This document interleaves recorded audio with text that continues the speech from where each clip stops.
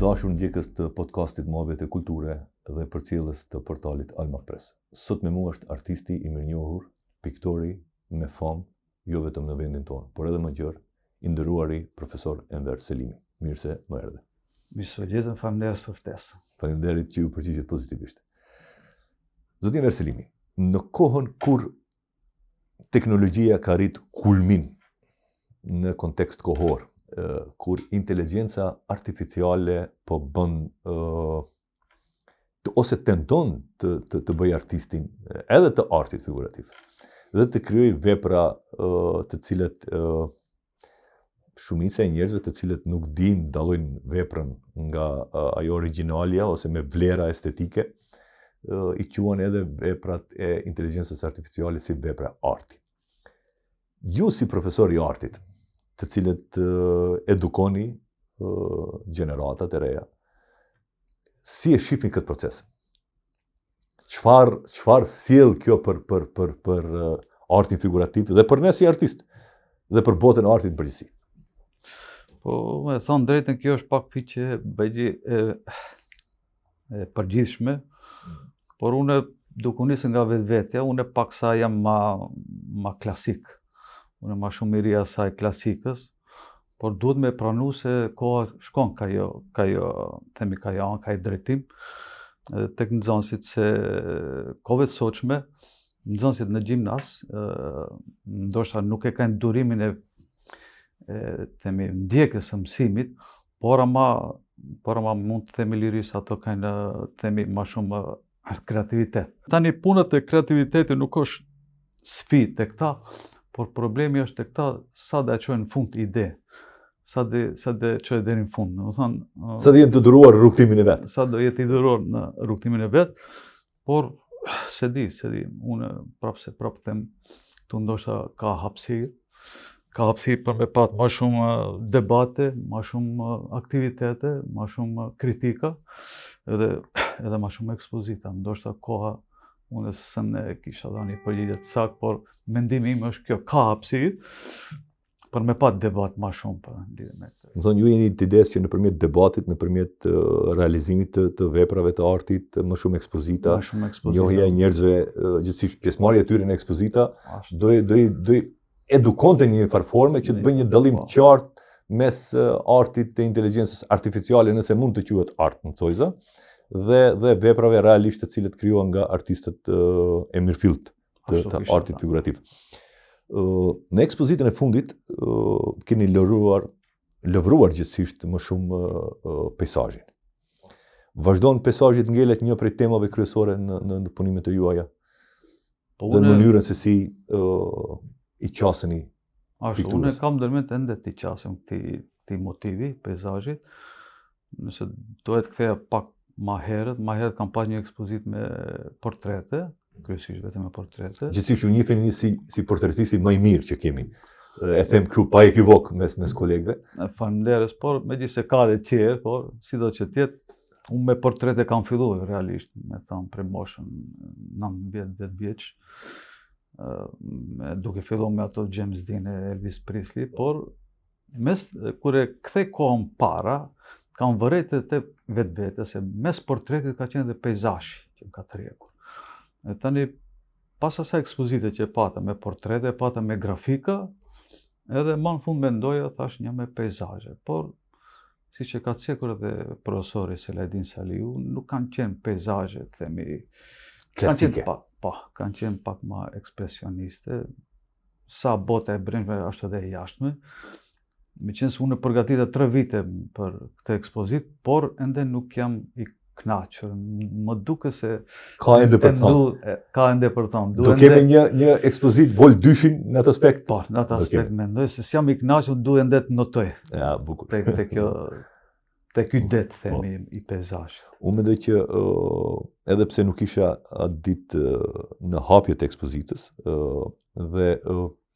por isha e pash ekspozitën, dhe është një ekspozitë mbreslonse, në kontekst asaj që keni një qasje krejt ndryshe për peizazhin, dhe e vërtet që brenda atij peizazhi ka një botë tjetër, që është një lloj refleksioni i brendshëm i cili paraqitet brenda peizazhit dhe normal kush më mirë se profesori Saledin Saliu, artisti duke isha thonë i fjalës së thënë mund t'ju japë zë veprave tona të artit si ja. Është puna juaj pedagogjike që bëni në gjimnazin e Tetovës. Një lloj uvertyre për studentët të cilët ndjekin artin figurativ pastaj në universitete. Një temë e cila e diskutojmë me të gjithë, diskutohet edhe në rrethin ton akademik. Kam pyet edhe më herët mysafirë që kam pasur këtu. Sa mendoni që është në rregull që të krijohet ose sa është e nevojshme që të kemi një shkollë të mesme të artit ku aty do inkorporohet edhe arti figurativ?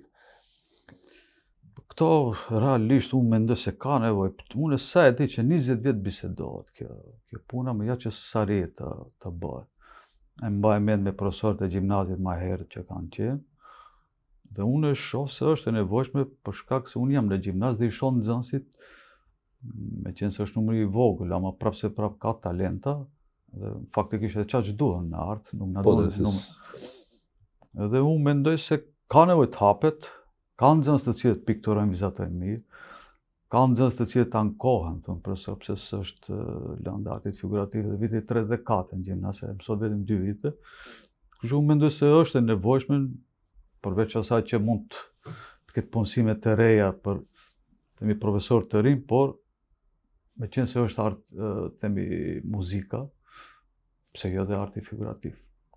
Neve kemi një shkollë mesme të muzikës në Tetovë dhe mendoj që me një veprim politik, në thojza, me një vullnet gjithë më shumë politik, do të inkorporohesh edhe degë e artit figurativ, ku pastaj nxënësit do të gjeni një stimul plus për të ndjek pra talentin e tyre, se kështu ndarja, gjithsesi identifikimi i talenteve duhet ndodhe në moshë më të hershme.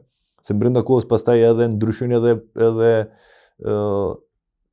jo prioritetet e nxënësve, po mënyra se si i ofrohen mundësit, pastaj ata edhe kemi dashur ta zbutim me kurse, domethënë kemi mbajtur edhe kurse për nxënës. Interesi është shumë i madh. Në galerinë time. Interesi është shumë i madh për këto. Kur jemi të nxënësit, duhet të fokusohem më shumë këtë kontekstin pedagogjik, profesor më ju. Pasi jeni tamam figura ku mund shikuesit tanë të identifikohen me filozofinë tuaj artistike dhe t'ju bëjmë ftesë edhe publikisht që t'jenë pjesë e kurseve edhe e botës së artit figurativ. Si reagon brezi i ri ndaj pikturës? Në fillimet kur futen në gjimnaz, e marrin si diçka të domosdoshme ose e marrin si diçka të imponuar, e marrin si diçka që është proces kreativ? Si qaseni ju dhe si është reagimi i nxënësve karshi kësaj lëndë, nëse mund kështu të them? Po, njerëzit nxënësit më herët kanë qenë shumë më ndryshe. Domethënë, qëra nxënësi ka pat, në thojza të them, frikën ndaj profesorit, ka qenë profesori më autoritativ të themi. Ndërsa tani nxënësit kërkojnë një profesor që do t'i kuptoj ata. Por meqenëse jemi në botën e teknologjisë, unë i shoh se nxënësit kanë shumë njohuri. Edhe unë mendoj se në profesori i artit figurativ, po ndoshta profesorët të tjerë duhet të jenë shumë të kujdesshëm, duhet të jenë shumë motivues, se tani atë botën e kanë në dorë, dhe duhet të jesh i kujdesshëm, të inspirosh edhe ti motivosh. Por unë e shoh se ata kanë shumë njohuri për artin, dhe mbas unë shkollë sa punoj në gjimnaz, mbas plan programit, bëjmë edhe vizita të ekspozitave, ku mes tjerësh mësojmë edhe historinë e artit, e kapin shumë me shumë dëshirë. Vizitojmë xhaminë e Pashës, krejt plan programit, dhe unë mendoj se ka shumë dallim prej nxënësve më herët. Nxënësit janë shumë më kreativ, shumë më të përgatitur, por u mungon durimi pak janë më të paduruar. Janë më të paduruar, domethënë koncentrimin e humbin shumë shpejt.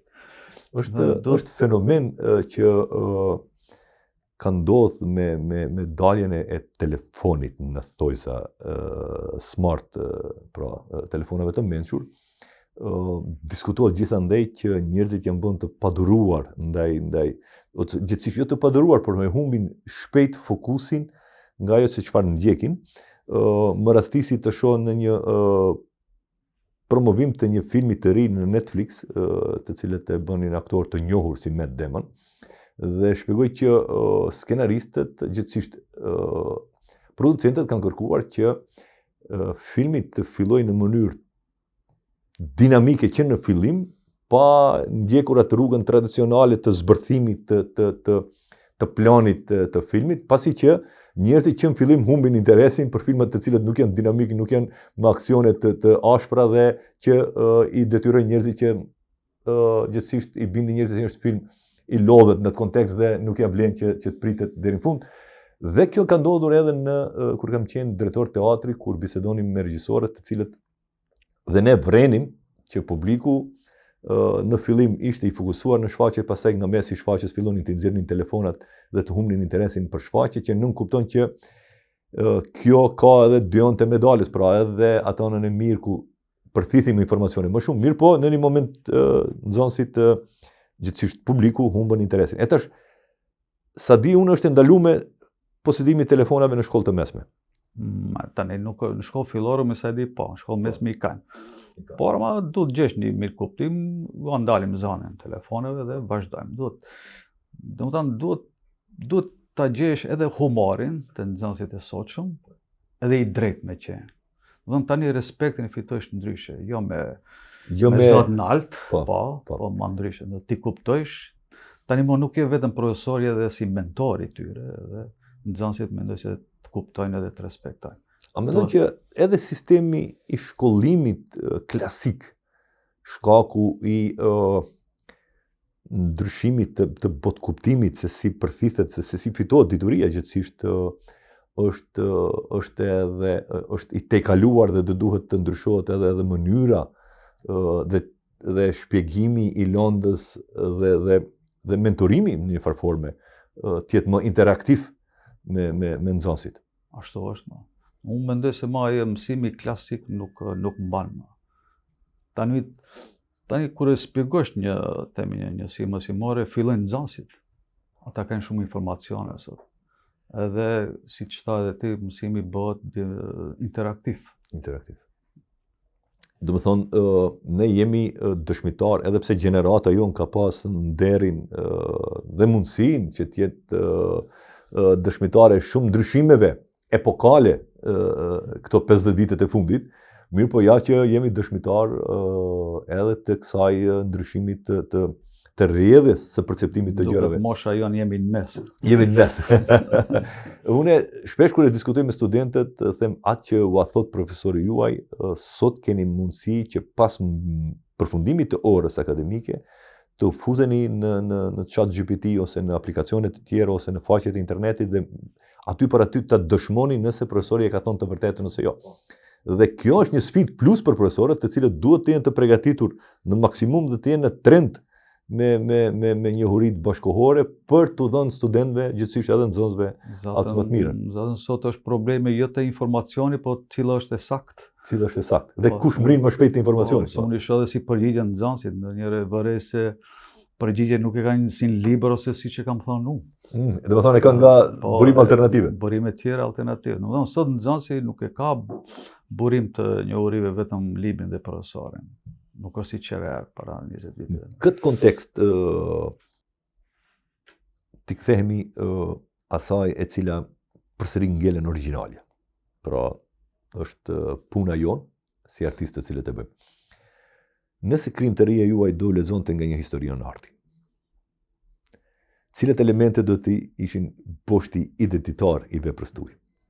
Cili element, po? Do të ishte boshti identitar i veprës tuaj. Ose ju do të dëshironi që kjo të njiheshte si pika fokale ku i bashkon gjitha ato gjëra të cilët ju doni të shprehni në pikturë.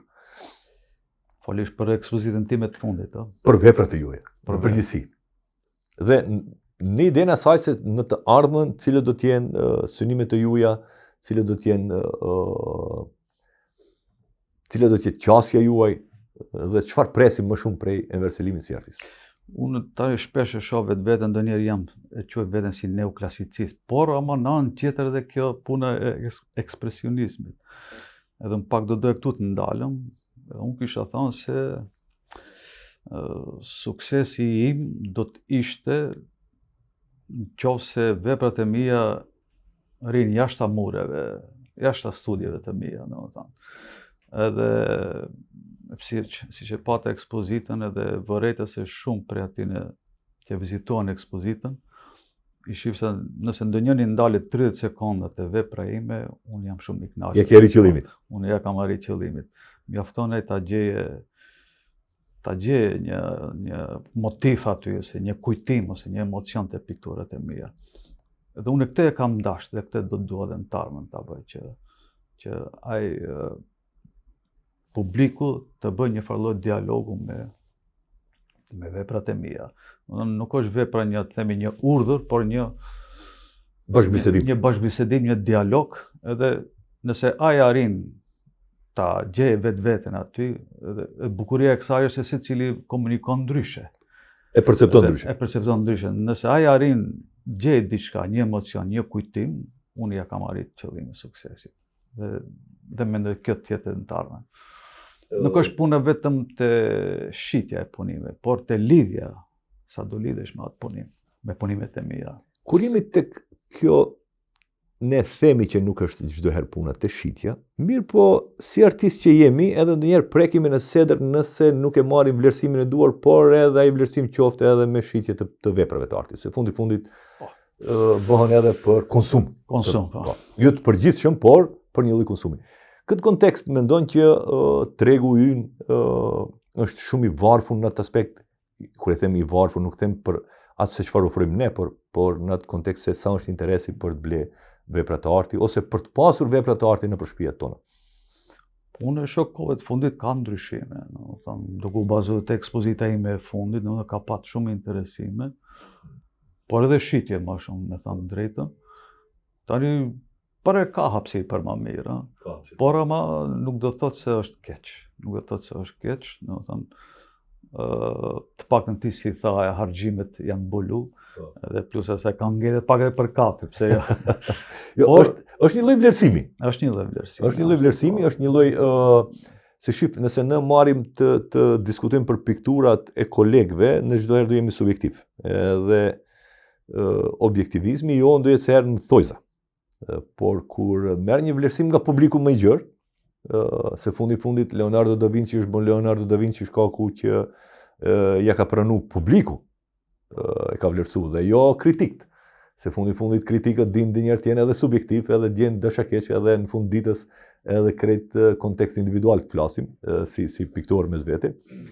Por unë mendoj që me krijimin e institucioneve, me krijimin e fakultetit të arteve, me rritja, si shqip duhet të pranojmë edhe publikisht, se rritja e shtresës së mesme të një sigurie më të madhe financiare, edhe ajo pas e shton idenë e asaj se njerëzit mund të konsumojnë art më shumë, se duhet ketë edhe mundësi financiare. Mendoni që duhet të hapen më shumë qendra, galeri arti, ekspozita, lëvizëse, nëpërmjet shitjeve online. Krejt këto, mendoni se do kontribuojnë më shumë për... Shpesh me shokët i kemi diskutuar këta. Domethënë, tani galerinë e kemi, Pallati i Kulturës është. Mendoj ndoshta duhet me gjetë alternativa të ndryshme për me shit pikturat. Mendimi im, tani nëse ne mbajmë te Galeria e Artit një ekspozitë. Ndoshta Galeria e Artit mund gjejë edhe ajo si institucion ndonjë alternativë për me shit disa punime të atij piktori që mban ekspozitën. Unë mendoj se kjo duhet të shkojë pak edhe më rinë institucionale, por edhe pak më herët e thash, ka hapësirë për herë, ka hapësirë për me mbajtë sa më shumë debate, aktivitete, ekspozita, kritika arti, dhe mendoj se kjo do shërbeje në të mirën e... Ministria e Kulturës sa pash unë ka nis një iniciativë për blerjen e pikturave. Dhe është konkursi deri në fund, deri në mes të shkurtit me sa e pash diku si informacion, dhe është mirë që këtë bëjmë edhe publike që të gjithë artistët të mund të konkurrojnë edhe pastaj aty normal si institucion Ministri i Kulturës krijon komision adapt për atë punë dhe pastaj bëhet edhe vlerësimi, por nuk di se është fondi i asaj i blerjes së pikturave, por mendoj që do jetë një ndihmë plus në këtë kontekst për të gjithë ne si artistë. Edhe pse unë a priori më hiqet e drejta për të konkuruar si punësuar Ministrinë e Kulturës dhe asnjëherë nuk kam pasur një projekt timin të financuar nga Ministria e Kulturës, se me vetë fakti që kam qenë udhëheqës aty dhe i punësuar, pra është konflikti interesit dhe kjo është punë. Do gjesh alternativa atje. Po, s'ka alternativë, do të përgjepi. Prof, për fund, do desha të të falenderoj për ftesën dhe do desha të ndalim edhe në një pyetje krejt kështu njerëzore. Mendoni që ne si profesor të artit, si krijues, ja kemi dhënë hakun obligimit ton, mendoni që duhet bëjmë diçka më shumë, po edhe duke filluar që nga shkolla e mesme, por edhe në fakultet të arteve, 2-3 fjalë të thoni për atë se si në të ardhmen të konceptojmë politikat tona si shoqëri shqiptare vis-a-vis artit figurativ. Po tani se di, nëse foli për vetë neve kam dhënë maksimumin, por nuk duhet më bazu vetëm tek unë, nëse folim përgjithsisht si shoqëri, prap do përsëritem, unë mendoj se duhet me dhënë kontribut më shumë. Për herë ka hapësirë më shumë.